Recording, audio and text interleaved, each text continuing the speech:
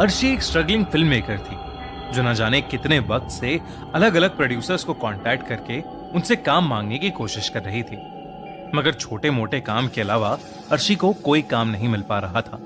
तभी उसके एक दोस्त ने उसे बताया कि एक प्रोड्यूसर को अर्शी का काम बहुत अच्छा लगा है और वो एक बहुत बड़ा प्रोजेक्ट अर्शी से कराना चाहता है। ये सुनकर अर्शी की आंखें खिल उठी। उसे लग रहा था कि शायद वो जो ब्रेक इतनी बुरी तरह से ढूंढ रही थी वो अब उसे मिल जाएगा। वो अगले ही दिन उस प्रोड्यूसर से मिलने चली गई। उस प्रोड्यूसर ने बिना कुछ ज्यादा देखे और पूछे अर्शी को वो प्रोजेक्ट दे दिया। अर्शी बहुत खुश हुई थी क्योंकि उसे उस काम के अच्छे खासे पैसे भी मिल रहे थे। उस प्रोड्यूसर ने अर्शी को बताया कि उसे मेहंदीपुर बालाजी जाकर एक रियल डॉक्यूमेंट्री शूट करनी होगी। इस काम के लिए उस प्रोड्यूसर ने अर्शी को 10 दिन का टाइम दिया और उसके साथ 5 लोगों की टीम भी दी। उस प्रोड्यूसर ने अर्शी को एक राजन नाम के आदमी का नंबर भी दिया और कहा कि राजन वहां का लोकल मैनेजर रहेगा। अगले ही दिन अर्शी अपनी टीम और राजन के साथ मेहंदीपुर बालाजी मंदिर के लिए निकल गए।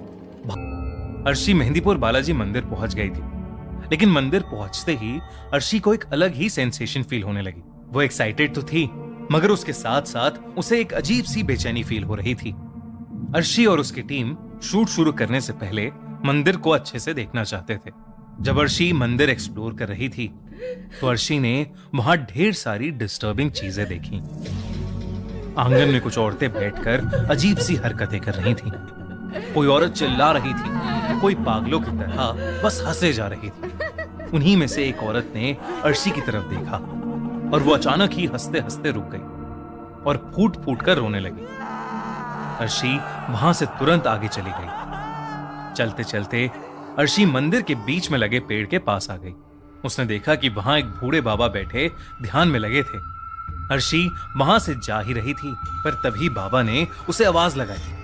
अर्शी एकदम से चौंक गई और वहीं रुक गई।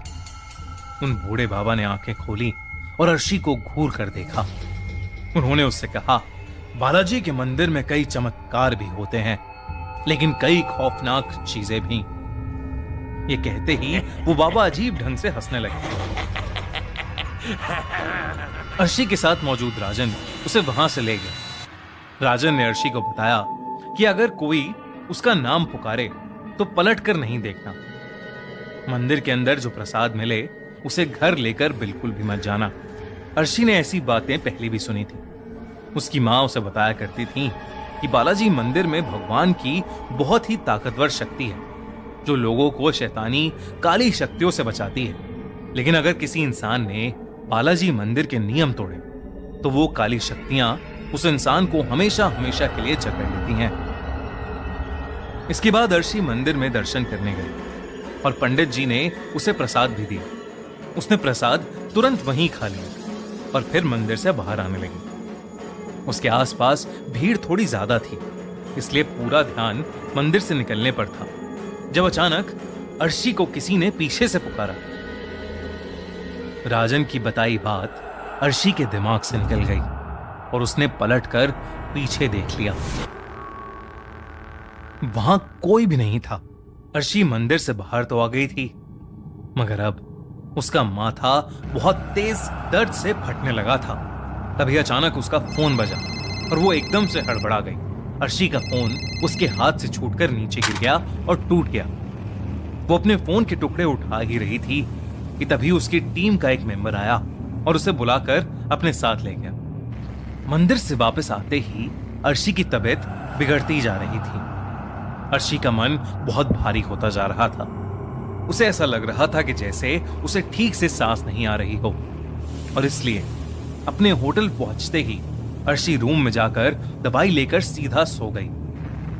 सोते सोते अचानक ही अर्शी को एक सपना आया जिसमें एक काला साया अर्शी का गला दबा रहा था।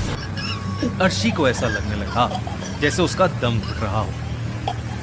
अचानक अर्शी की नींद खुल गई। वो पसीने में लथपथ हांफते हुए उठी और बाथरूम में जाकर अपने मुंह पर छींटे मारने लगी। जब वो बाथरूम से बाहर आई तो उसके दिल की धड़कन एक बार को रुक सी गई, क्योंकि उसने देखा कि उसका शरीर तो बिस्तर पर लेटा सो रहा था। उसे कुछ समझ नहीं आया कि आखिर उसके साथ ये क्या हो रहा था। वो बार बार अपने शरीर को छूने की कोशिश कर रही थी, मगर किसी हवा के झोंके की तरह उसका हाथ शरीर से आर पार हो रहा था। अचानक ही उसे एक अजीब सी आवाज आने लगी, किसी के बहुत तेज सांस लेने की आवाज। अर्शी ने मुड़कर देखा तो उसके बाथरूम की लाइट्स फ्लिकर हो रही थी। वो बाथरूम की तरफ गई तो वहां कोई भी नहीं था, मगर वो जैसे ही मुड़ी उसने देखा कि उसका शरीर अब बिस्तर पर बैठा हुआ था। उसके बालों ने उसके चेहरे को कवर किया हुआ था और वो तेज सांसें लेने की आवाज अर्शी के शरीर से ही आ रही थी। वो जैसे ही अपने शरीर के पास गई, अचानक से उसके शरीर ने अपना सर उठाया और अर्शी का दिल बुरी तरह दहल था। अर्शी का चेहरा किसी चुड़ैल जैसा लग रहा था, और तो और उसके चेहरे पर नाक या होठ नहीं थे, सिर्फ 2 लाल आंखें थीं। ये देखकर अर्शी बहुत जोर से चिल्लाई और उसने अपनी आंखें बंद कर लीं। जब उसकी आंखें खुली तो वो अपने बेड पर ही थी। उसे रियलाइज हुआ कि वो तो बस एक सपना देख रही थी, मगर वो सपना बिल्कुल असली जैसा था। अगले दिन से अर्शी और उसकी टीम ने मेहंदीपुर बालाजी के मंदिर के आसपास शूटिंग शुरू कर दी। उन्होंने फिर से वहां कई सारे पोजेस्ड लोगों को देखा और उनका एग्जॉर्सिज्म होते हुए भी देखा। 4 दिन तक उन्होंने यही सारी शूटिंग की और बड़े बड़े पुजारियों का इंटरव्यू लिया। अर्शी वैसे तो अपने काम में खूब मन लगा रही थी, मगर उसकी तबीयत 4 दिन से काफी खराब हो रही थी और उसके पूरे शरीर पर रैशेस भी हो गए थे। जब अर्शी मंदिर के सबसे बड़े पुजारी का इंटरव्यू लेने पहुंची तो उन्होंने उसे कमरे के अंदर आने से मना कर दिया और उन्होंने हड़बड़ी में मंदिर के स्टाफ से अर्शी को एक रूम में बंद करने को कह दिया। उस पुजारी ने बताया कि अर्शी पर किसी बहुत बुरी आत्मा का साया पड़ गया था और उसके शरीर के रैशेस कोई बीमारी नहीं, बल्कि धीरे धीरे उसके शरीर पर उस काली आत्मा के बढ़ते हुए कब्जे के निशान थे। अचानक ही कमरे में अकेली बंद अर्शी को दौरे पड़ने लगे। उसकी आंखें एकदम लाल हो गईं और उसके शरीर के निशान अब पूरी तरह उसकी बॉडी पर फैल गए थे। अर्शी बेहद डरावनी लगने लगी थी। वो बार बार दरवाजे पर अपना सर मारकर दरवाजा पीटने लगी और अचानक से वो एक आदमी जैसी भारी आवाज निकालने लगी। वो उसी शैतानी आवाज में पुजारी को गाली देने लगी। पुजारी अपने साथ कुछ और पंडितों को लेकर उस कमरे में गए और अर्शी का एग्जॉर्सिज्म यानी झाड़ फूक करने लगे। ये पूरा प्रोसेस अर्शी की टीम रिकॉर्ड कर रही थी। अर्शी पूरी तरह पोजेस हो गई थी। वो बार बार अपना सर जमीन पर पटक रही थी। अचानक ही अर्शी बिल्कुल कंट्रोल से बाहर हो गई। पहले तो उसने अपनी टीम के कैमरे लिए और वो जमीन पर पटक कर तोड़ दिए और फिर उसने वहां मौजूद एक पुजारी का गला पकड़ लिया और उससे हवा में उठा लिया। लेकिन बड़े पुजारी ने फौरन ही उस पर लाल मिर्च डाली। अर्शी ने पुजारी का गला जैसे ही छोड़ा, सबने उसे पकड़कर चेन से बांध दिया। 2 दिन तक एग्जॉर्सिज्म करने के बाद अर्शी के अंदर से वो काली आत्मा निकली।